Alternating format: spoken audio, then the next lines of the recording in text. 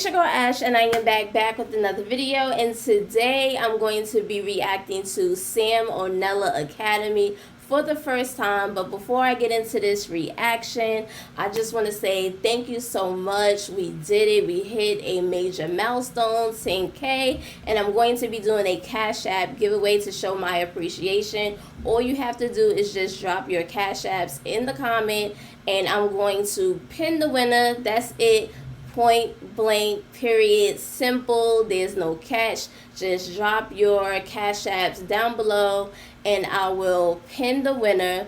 So today I'm going to be reacting to the presidential assassination nobody talks about. Enough of me talking, y'all. Let's get into this reaction. This video is sponsored by Skillshare. Sam Onella Academy.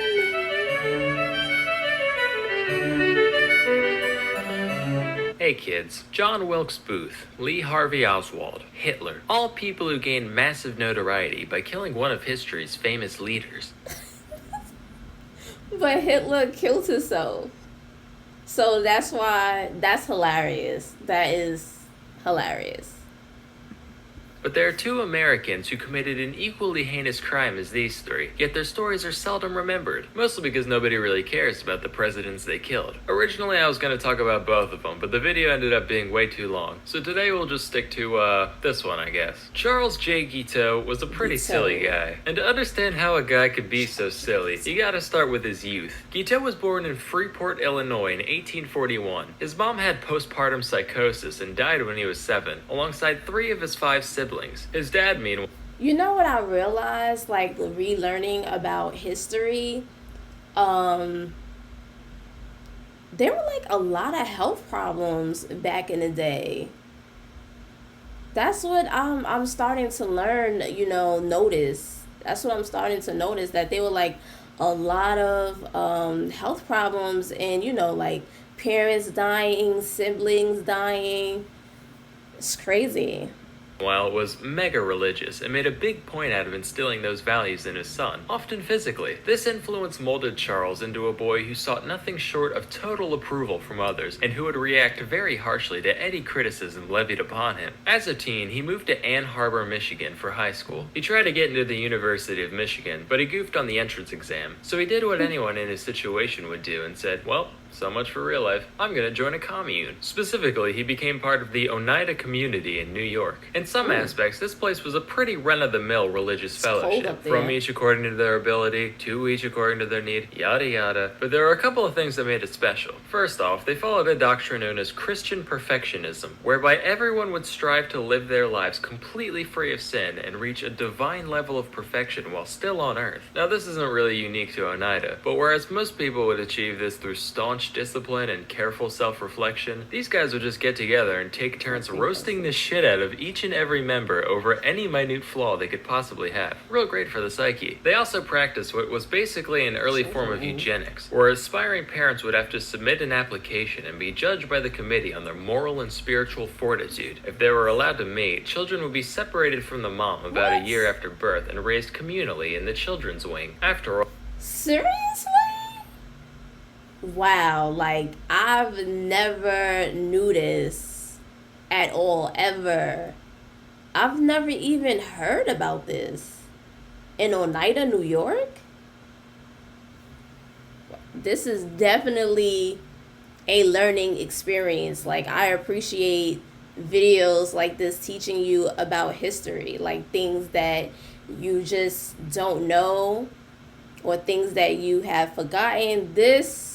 I've never heard of this.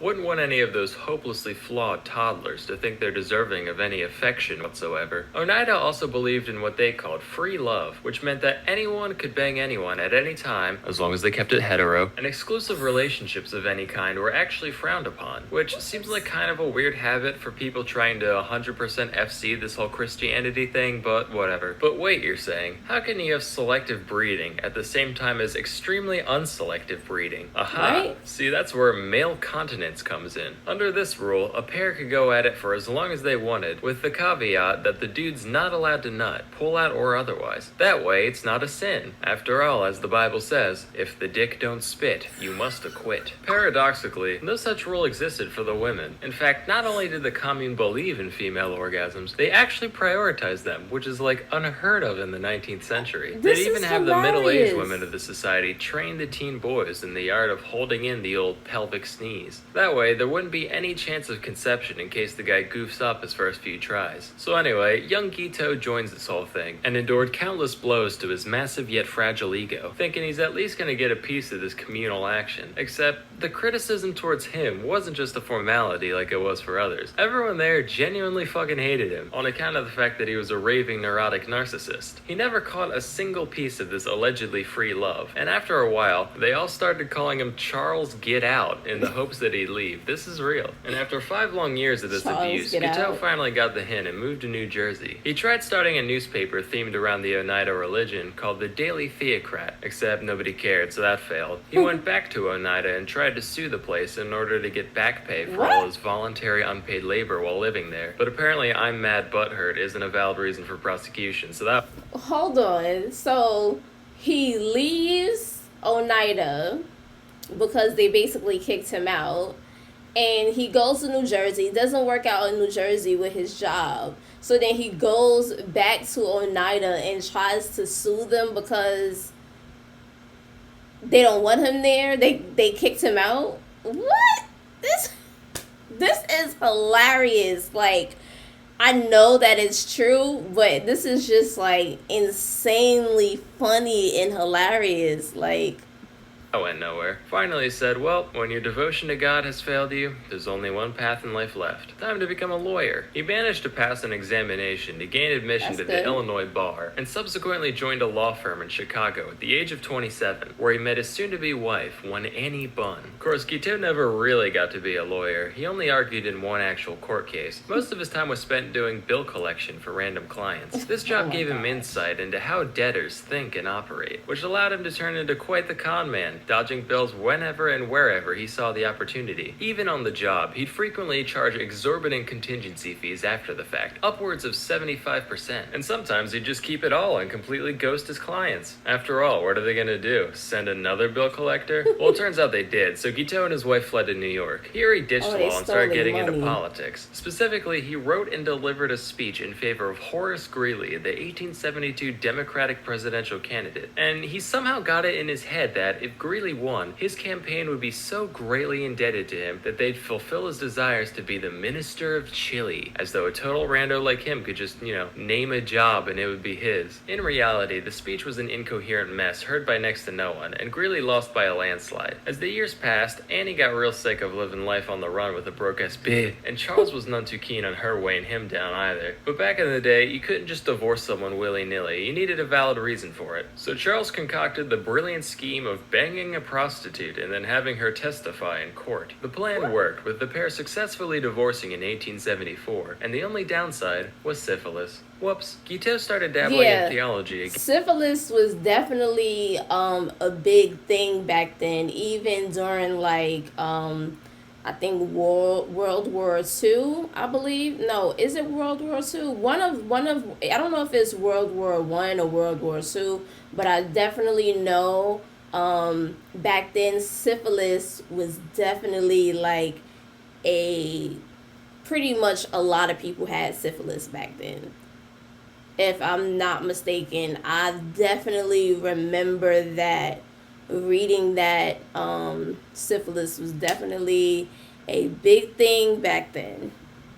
Again around this time, he published a book called The Truth, which was almost entirely plagiarized directly from John Newair, the founder of the Oneida community. But despite being a man of God, Gito was still very much a two-time environment, and moved frequently in the dead of night to keep collectors off his tail. His brother caught wind of this and wrote him a letter basically saying, hey, maybe you should pay your bills now and then so you can be, a functioning member of society. To which Charles replied, and I quote, "Find $7 enclosed, stick it up your bunghole, and wait wipe your nose on it, and that will remind you of the estimation in which you are held by Charles J. Guiteau. What? God damn. And to his own brother, the madman. Soon after, he got arrested, bailed out by his sister, lived with her for a few months, attacked her with an axe, went to DC, rambled about religion to anyone who would listen, moved to Boston, got in a boat accident where everyone in his boat was fine, but everyone in the other one fucking died, took this as a sign from God, moved back to New York, and got back into politics in 1880, this time as a Republican. During this campaign, there were two main factions of Republicans, known as the Stalwarts and the Half-Breeds, which sounds like some Tolkien shit. Wish we had names like that today. Now, Guiteau considered himself a stalwart, and in a similar vein to his 1872 venture, he wrote a speech to promote stalwart candidate Ulysses S. Grant, who was shooting for his third term. But before he got a chance to deliver the speech, one James A. Garfield took the candidacy completely out of nowhere, beating out both factions single-handedly. He was like, rats, how am I gonna get power handed to me now? So he literally just scribbled out all the references to Grant and replaced them with Garfield and was like, yep, that'll do it. He read this speech all of twice, along with handing out copies to the Republican National Committee. In reality, this really didn't accomplish much, but when Garfield managed to win the election, Guiteau was like, yes, that was entirely me. Garfield is in my supreme debt. As God is my witness, he shall make me a consulate in Vienna or Paris or someplace cool like that. He went to DC to await his inevitable appointment, but obviously nothing happened. So he started writing letters. A lot of letters. When that didn't work, he started actually stalking both Garfield and the Secretary of State, James Blaine, intercepting them in hotel lobbies, just being like, oh, hey, yeah, it's me, the sole person responsible for your success. Say, how about a consulship? Alright, you'll get back to me, I get it. Whoa, haha. What a coincidence. Me again. How's that consulship coming? At first they simply ignored him, but eventually Blaine snapped, screaming, never speak to me again on the Paris consulship as long as you live. Damn you, Garfield!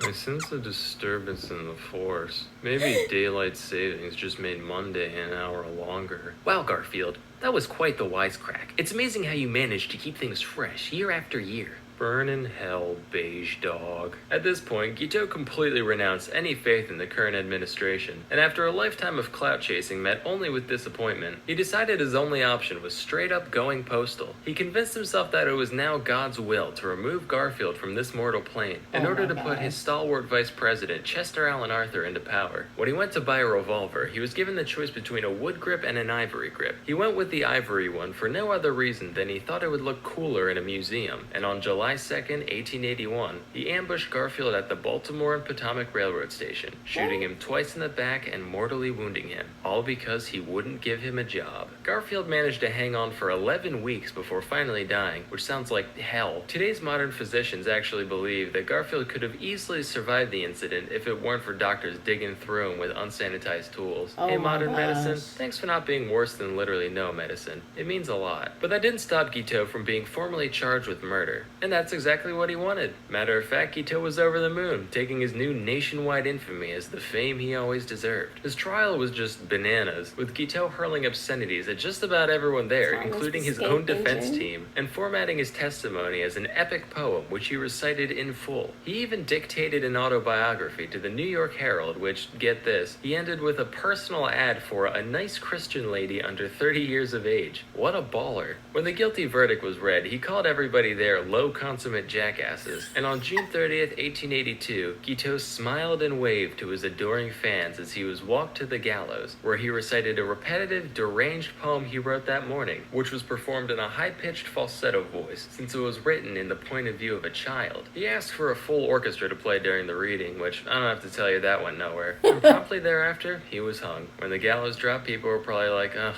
Jesus, it's finally over. I just came here for a nice little execution. They subject me to all that? Oh, my money back, frankly. So it just goes to show, you can't always get what you want. Unless that thing is getting everyone to hate you, that's extraordinarily easy. But for everything else, you're gonna need a combination of hard work and know-how. While the former must ultimately come from within, there's plenty of resources out there for the latter, the best of which is a seldom talked about little startup called Skillshare. Sponsor time. Skillshare is an online learning community with over 25,000 classes in design, business, technology, and more. Premium membership gives you unlimited access to high-quality classes on on must-know topics so you can improve your skills, unlock new opportunities, and do the work you love. A wise philosopher once said that the most fulfilling pursuit in life is to get to know oneself. Nah, I just made that up. Sounds legit though, right? Now, mindfulness and meditation are all well and good, but how about drawing is self-discovery? Sounds hokey, but I can tell you that I've certainly learned a lot about myself over the years doing this thing, so I'm sure you will too. Join the more than 7 million people already learning on Skillshare today with a special offer just for my viewers. Everyone who visits the link in the description can get 2 months of unlimited access to the 25,000 plus classes on Skillshare for absolutely free. So please, release that tension and get that comprehension today. Anyway, that's all for today.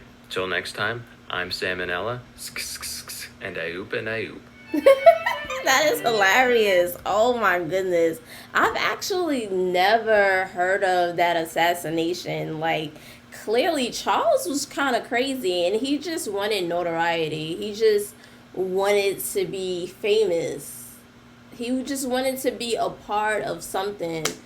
Maybe that, yeah, kind of like a narcissist complex type thing. That's what it seemed like, you know. Well, I guess in a sense he is kind of famous. Well, no, he's not, because I'm not sure if everybody knows about this assassination. But at the time, it made him feel good. But he was still a psychopath. It definitely was. He definitely was a psychopath. I hope you guys enjoyed this reaction. Don't forget, drop your Cash Apps down below. Also, let me know what other reactions you guys would like to see. Give your girl a thumbs up, share, all of that good stuff. And I'll see you guys in the next video. Bye, fam.